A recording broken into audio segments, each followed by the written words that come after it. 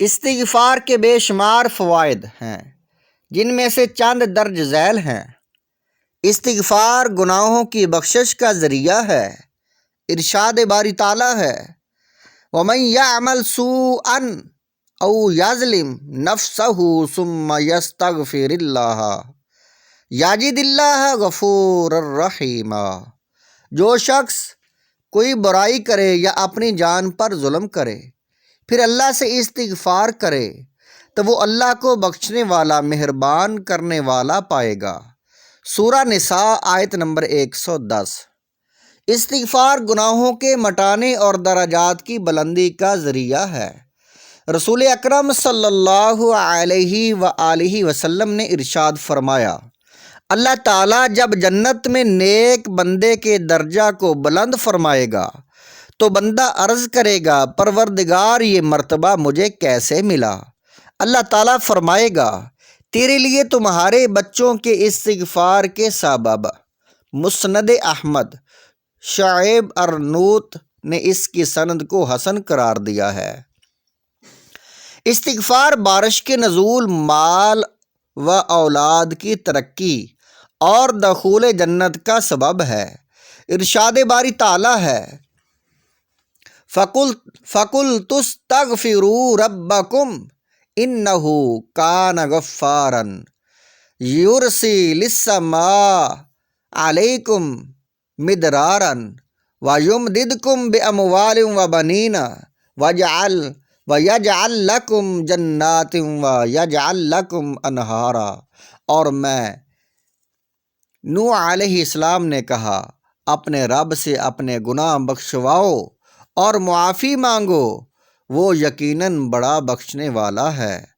وہ تم پر آسمان کو خوب برساتا ہے، ہوا چھوڑ دے گا اور تمہیں خوب پے در پے مال اور اولاد میں ترقی دے گا، اور تمہیں باغات دے گا اور تمہارے لیے نہریں نکال دے گا۔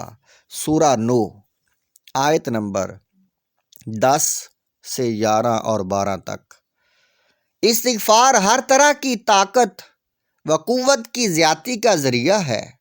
ارشاد باری تعالیٰ ہے وَيَا قَوْمِ اسْتَغْفِرُوا رَبَّكُمْ ثُمَّ تُوبُوا إِلَيْهِ يُرْسِلِ السَّمَاءَ عَلَيْكُمْ مِدْرَارًا وَيَزِدْكُمْ قُوَّةً إِلَىٰ قُوَّتِكُمْ وَلَا تَتَوَلَّوْا مُجْرِمِينَ۔ اور اے میری قوم کے لوگو، تم اپنے پالنے والے سے اپنی تقصیروں کی معافی طلب کرو اور اس کی جناب میں توبہ کرو تاکہ وہ برسنے والے بادل تم پر بھیج دے اور تمہاری طاقت پر اور طاقت و قوت بڑھا دے اور تم جرم کرتے ہوئے روگردانی نہ کرو۔ سورہ ہود آیت نمبر 52۔ استغفار سامان زندگی کا سبب ہے۔ ارشاد باری تعالیٰ ہے وَأَنِ اسْتَغْفِرُوا رَبَّكُمْ ثُمَّ تُوبُوا إِلَيْهِ يُمَتِّعُكُمْ مَتَاعًا حَسَنًا إِلَىٰ أَجَلٍ مُّسَمًّى وَيُؤْتِ كُلَّ ذِي فَضْلٍ فَضْلَهُ۔ اور یہ کہ تم لوگ اپنے گناہ اپنے رب سے معاف کرواؤ، پھر اسی کی طرف متوجہ رہو، وہ تم کو قوت و وقت مقررہ تک اچھا سامان زندگی دے گا اور ہر زیادہ عمل کرنے والے کو زیادہ ثواب دے گا۔ سورہ ہود آیت نمبر 3۔ استغفار بندے کے دنیاوی و اخروی عذاب سے بچاؤ کا ذریعہ ہے۔ ارشاد باری تعالیٰ ہے وَمَا كَانَ اللَّهُ لِيُعَذِّبَهُمْ وَأَنْتَ فِيهِمْ وَمَا كَانَ اللَّهُ مُعَذِّبَهُمْ وَهُمْ يَسْتَغْفِرُونَ۔ اور اللہ تعالیٰ ایسا نہ کرے گا کہ ان میں آپ کے ہوتے ہوئے ان کو عذاب دے، اور اللہ ان کو عذاب نہ دے گا اس حالت میں کہ وہ استغفار بھی کرتے ہوں۔ سورۃ انفال آیت نمبر 33۔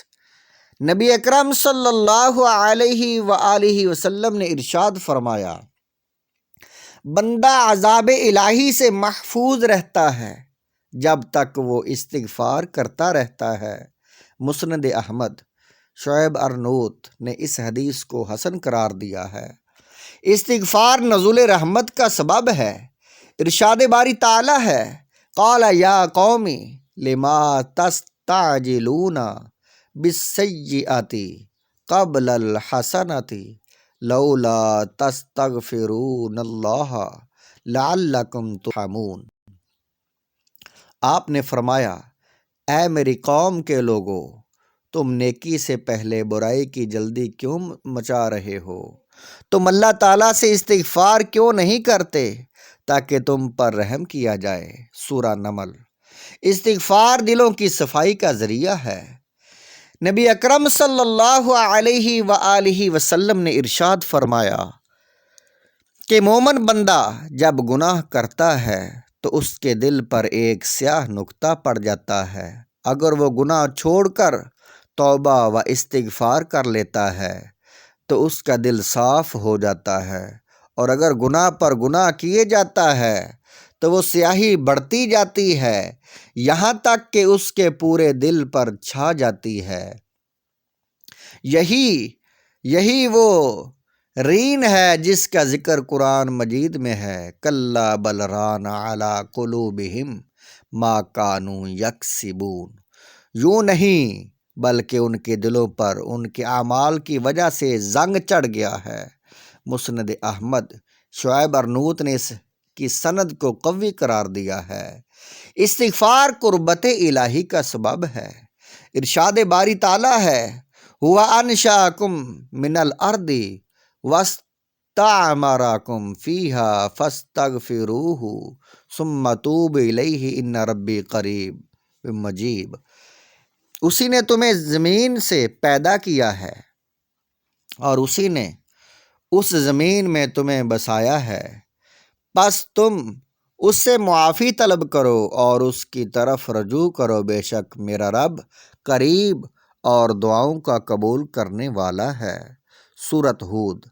آیت نمبر 61۔ استغفار اللہ کی محبت اور اس کے لطف و کرم کا سبب ہے۔